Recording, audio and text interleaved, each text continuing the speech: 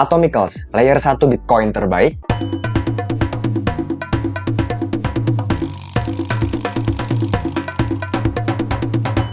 Halo semua, selamat datang di channel Pace Crypto. Hari ini saya akan membahas tentang Atomicals.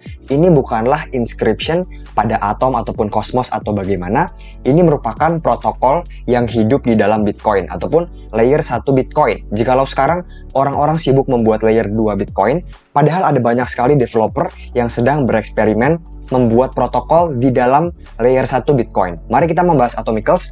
Bagi saya ini sangat besar sekali, lebih besar dibandingkan dengan Ordinals dan juga Runes. Oke, mari kita mulai kawan-kawan. Jadi Look-JR belakangan ini sedikit mention terkait sesuatu yang bernama colored coin ataupun koin yang diwarnai. Dia menyebutkan bahwa meta protokol sekarang seperti BRC20, berikutnya CBRC20, Runes dan sebagainya itu merupakan ancaman bagi Bitcoin ataupun malah menyerang Bitcoin, tetapi ada satu jenis meta protokol ataupun satu jenis koin yang akan sangat baik sekali mengembangkan Bitcoin, hidup di dalam Bitcoin dan tidak menyerang Bitcoin. Namanya adalah colored coin ataupun koin yang diwarnai.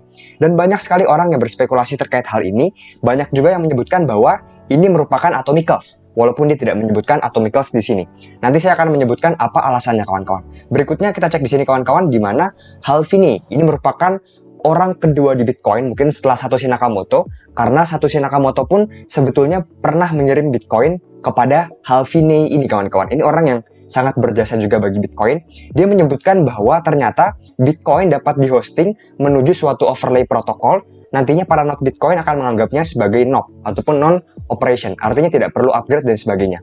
Inilah yang dibuat oleh Atomicals kawan-kawan, di mana Atomicals juga akan membuat yang namanya Atomicals Virtual Machine ataupun virtual machine seperti Ethereum, mesin tapi on-chain dalam Bitcoin. Jikalau kebanyakan project sekarang Ordinals, mereka adalah tier 1 virtual machine ataupun sebetulnya adalah off-chain indexer. Berikutnya dia juga memiliki yang namanya Realm, di mana ini merupakan domain name service versi Bitcoin. Jadi saya rasa Atomicals mungkin secara fundamental memiliki konsep yang jauh lebih baik dibandingkan dengan Ordinals dan juga anak-anak dalam Ordinals seperti CBRC20, BRC20, BRC100, TAP dan sebagainya, dan juga Runes kawan-kawan. Oke, berikutnya kita cek di sini apa perbedaan Atomicals dan juga Ordinals. Jadi jangan salah kawan-kawan, Ordinals ini merupakan sebuah teori.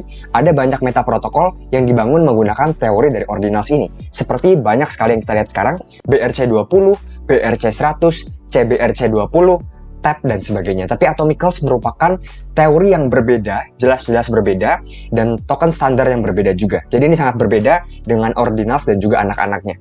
Berikutnya kita cek di sini kawan-kawan, ini merupakan blockchain Bitcoin. Saya akan menjelaskan apa perbedaan Ordinals dengan Atomicals. Kalau Ordinals ini lebih ke sebuah inscription ataupun ada yang namanya JSON file berisi hal-hal seperti ini, nama tokennya, jumlah tokennya, dan sebagainya. Ini akan diinscript ataupun akan dicetak, diukir dalam blockchain Bitcoin. Dan ini bersifat ukiran, yang artinya statis kawan-kawan.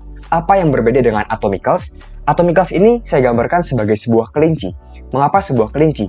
Karena dia merupakan objek yang dinamis, objek yang dapat bergerak, tidak statis seperti sebuah inscription ataupun artefak. Berikutnya, dia dapat di-upgrade kawan-kawan. Bayangkan seperti sebuah gaming karakter di mana karakternya dapat kita upgrade. Intinya, ini merupakan objek yang dinamis yang hidup di dalam Bitcoin berbeda dengan Ordinals. Berikutnya kawan-kawan, poin kedua di sini di mana kita tahu bahwa poin terkecil dalam Bitcoin adalah Satoshi. Seperti rupiah, poin terkecilnya adalah perak, Bitcoin terkecilnya adalah Satoshi ataupun Sats ya kawan-kawan. Apa perbedaan Ordinals dan juga Atomicals? Dimana jika Ordinals, satu Sats ini bisa melambangkan berbagai macam token ataupun berbagai macam inscription. Artinya tidak terlalu ada value di sini. Apa yang saya maksud? Misalnya ada satu Sats di sini, dia memiliki token Ordi. Dan jika kalian tahu sebetulnya Ordi itu apa, ini hanyalah sebuah JSON file ataupun hanya sebuah metadata. Berikutnya supply maksimalnya ada yang 21 juta, ada yang 100.000. Angka-angka ini hadir dari angin yang antah berantah ataupun tidak memiliki arti yang fundamental kawan-kawan.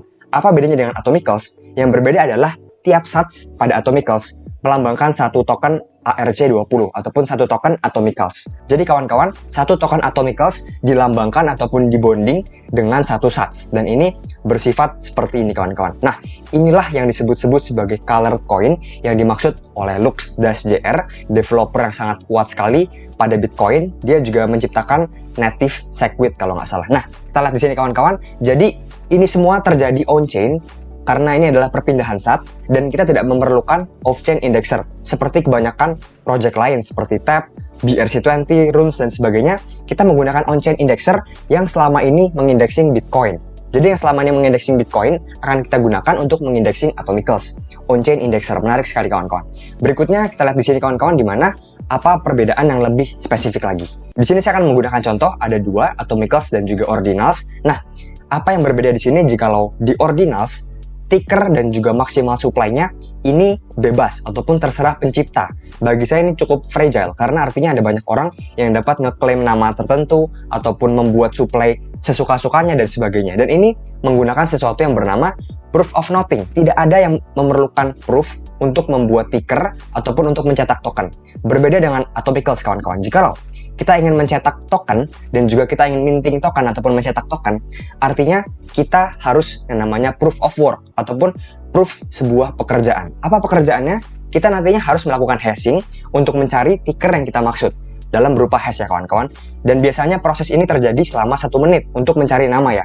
Berikutnya jikalau kita ingin mint token, kalau pada Ordinals kita hanya klik mint, berikutnya bayar fee kecil dan sebagainya. Kalau dalam Atomicals lebih kompleks lagi di mana kita harus mining untuk melakukan minting suatu token. Artinya kita harus hashing juga untuk minting ataupun mendapatkan suatu token, sebagian token. Nah, untuk besar kerja ataupun lama proof of work-nya dapat ditentukan oleh developernya. Misalnya ingin yang lebih sulit mungkin bisa sampai 4-8 jam seperti Electron yang baru-baru ini muncul pada ERC20. Nah, berikutnya kawan-kawan, ada update baru pada Atomicals yang membuat bagi saya ini adalah sebuah colored coin yang sebelumnya tidak colored coin, tapi dengan upgrade baru ini yang kemarin ini dia menjadi colored coin. Apakah itu? Kita bisa membuat yang namanya partially colored coin. Apa itu kawan-kawan dan mengapa ini sangat penting sekali? Kalau kita akan mengirim UTXO, kita harus mengirim minimal 500 sats. Ini minimalnya. Karena jikalau kurang dari 500 sats, artinya transaksi kita dianggap sebagai spam attack ataupun tidak valid. Nah, itu akan membawa dampak buruk bagi Atomicals karena Atomicals dilambangkan dengan sats, tapi minimal kirim adalah 500 sats. Artinya ini menjadi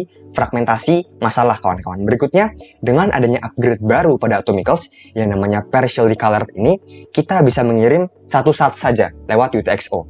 Nah, artinya apa? Artinya kita bisa mewarnai satu bagian kecil pada UTXO. Artinya tidak perlu mewarnai semua bagian UTXO untuk mengirim suatu transaksi.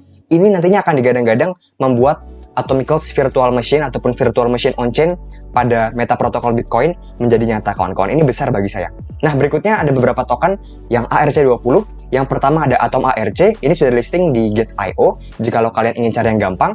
Tapi untuk perhatian, semua token ini adalah meme coin ataupun tidak memiliki tim yang pasti ataupun project yang pasti.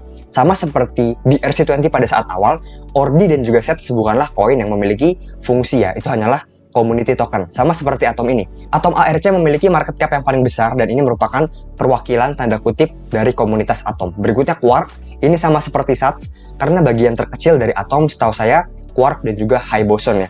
Dan Quark ini setahu saya mewakili bagian terkecil dari Atom. Jadi mirip juga seperti Sats.